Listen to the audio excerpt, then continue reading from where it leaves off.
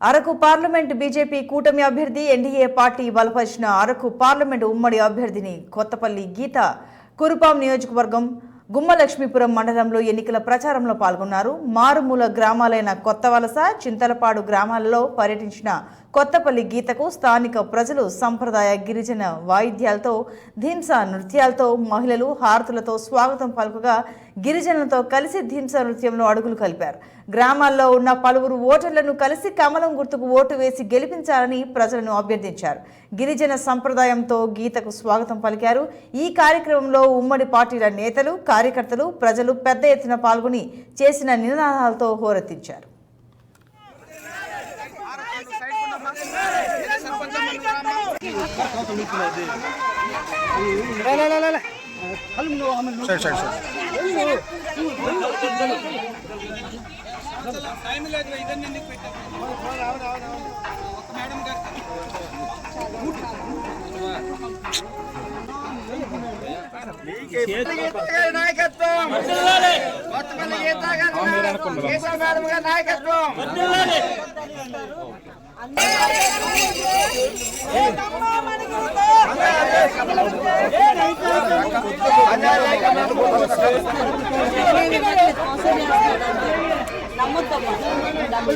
మోడీకే నమ్మదాం, కమలంకి ఓటేద్దాం.